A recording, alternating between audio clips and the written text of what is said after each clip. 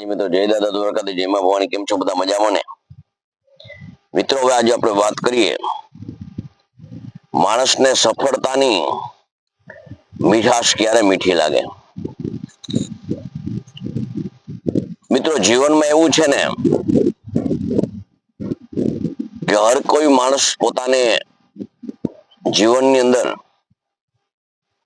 કઈ ને કઈ પણ કરે છે ને ત્યારે એના જીવનની અંદર કંઈક બદલવાની, કંઈક બદલાવાની અને સમાજની અંદર કોઈ જુદી રીતે ઉપસી આવવાની એના અંદરથી કંઈક એવી ઉમ્મીદ હોય છે. મિત્રો માણસ જ્યારે સફળતા ના શિખરે પહોંચે ને, માણસ સફળ થઈ જાય ને, તો પણ માણસને એના જીવનની અંદર મોજ ક્યારે આવે છે એમ કે માણસે પોતે કરેલા કાર્યને કુશળતાપૂર્વક લોકો અપનાવે અને એ કાર્ય,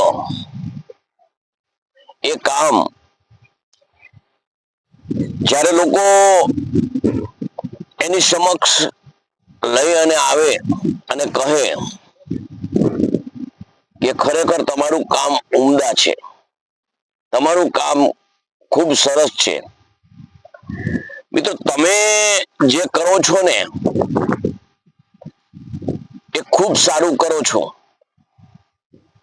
તમારું કામ અમને ખૂબ ગમ્યું, તમારું જે કાર્યની પદ્ધતિ છે, તમારી જે કરવાની પ્રણાલિકા છે, તમે જે કરો છો એનો એક અંદાજ છે,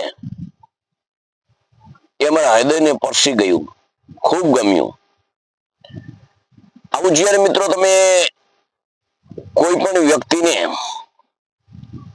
એના અગાધ મહેનતથી કરેલા કાર્યને એના સામે લઈ જઈને તમે જ્યારે એક સમુદાય, અન્ય સમાજ જ્યારે આવું કહે છે ને,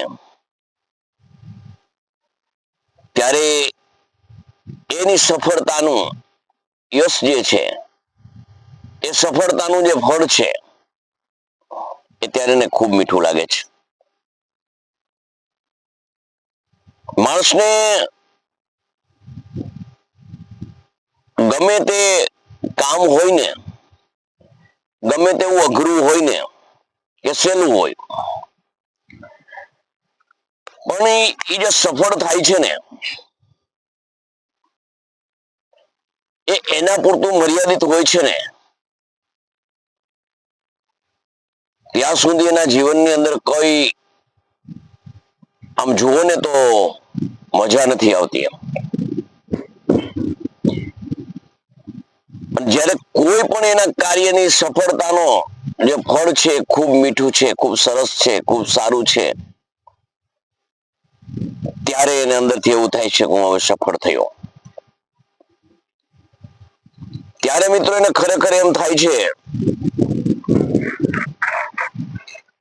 કે હું જીવનની અંદર હવે પરિપૂર્ણ થયો, હું જીવનની અંદર હવે કંઈક છું.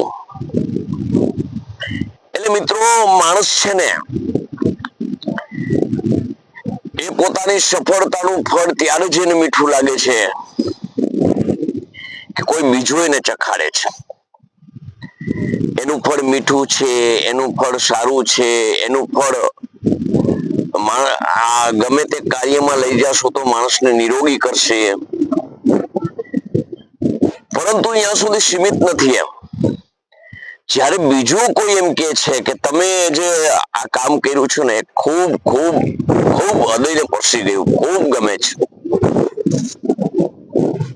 ત્યારે એ ફળ એને એકદમ મીઠું મીઠું મધુર લાગે છે.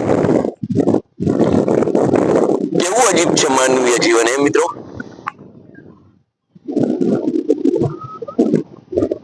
કરવાનું છે આપણા માટે, મેળવવાનું છે આપણા માટે, એનું ફળ મળવાનું છે પણ આપણને, એનો ફાયદો થવાનો છે પણ આપણને, અને આવું થાય પણ ખરું, પરંતુ જ્યાં સુધી સામેનું વ્યક્તિ, જ્યાં સુધી સામેનો સમુદાય, જ્યાં સુધીનો સામેનો સમાજ, જ્યાં સુધીની પોતિકો સમાજ એ જે કરનાર છે એને ખુદને જ્યારે એની જાણ ન કરે, એ સારું કર્યું છે એની જાણ ન કરે, ત્યાં સુધી મિત્રો જીવનની અંદર સંતોષ નથી થતો. ત્યાં સુધી કાર્ય મીઠું મધુરું લાગતું નથી. એટલે આવું જ છે મિત્રો માનવીય જીવન. પછી સ્વાર્થનું કામ હોય કે પરમાર્થનું કામ, પણ માણસને ખાલી બે શબ્દો, જેની અંદર તમારે કંઈ પણ એને કહેવામાં ગુમાવવાનું નથી અને મળવાનું પણ નથી.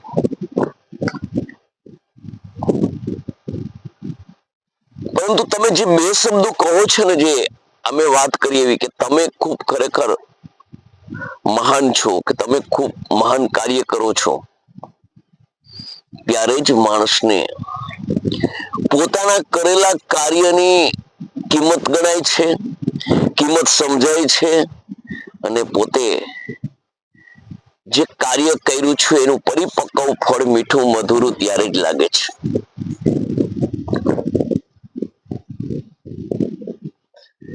મિત્રો દુનિયાની અંદર ભગવાને જે જે સંબંધો બનાવ્યા છે ને, એ પણ આવા અજીબ છે. કોઈ પણ જગ્યાએ માણસ છે, એ માણસને પોતાનું કંઈ પણ કાર્ય, પોતાનું કંઈ પણ કામ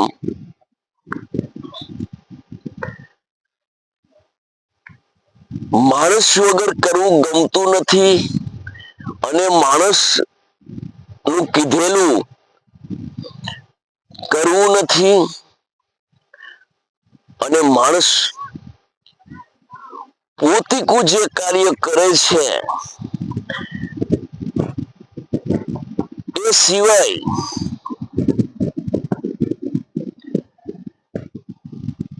પોતિકાનું કાર્ય જ શ્રેષ્ઠ લાગે છે.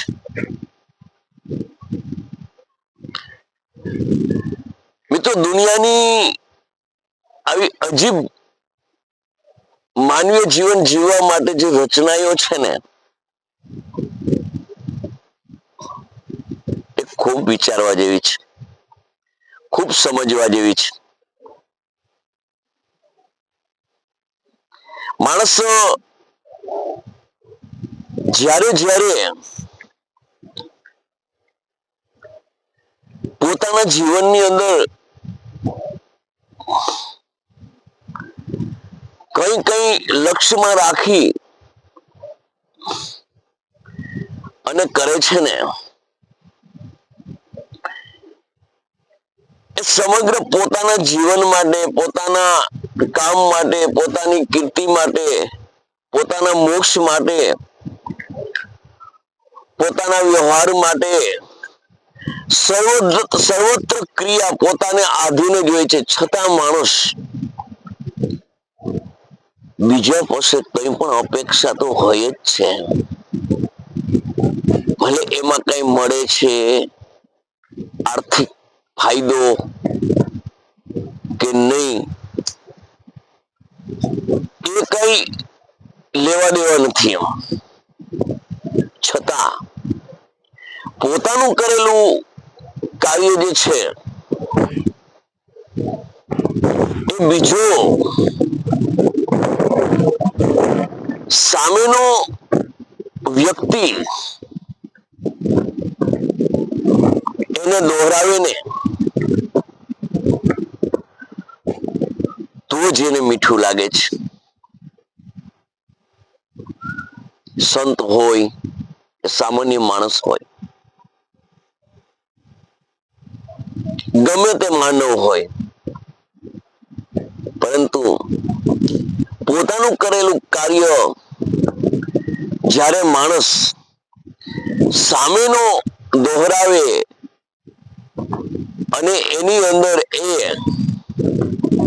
પોતાને જે કહેનારને મહાન દર્શાવે ત્યારે જ એનું ફળ એને મીઠું લાગે છે. એટલે જીવનમાં પોતે કંઈ પણ કરે છે ને એ જ્યાં સુધી સામેનું વ્યક્તિત્વ એને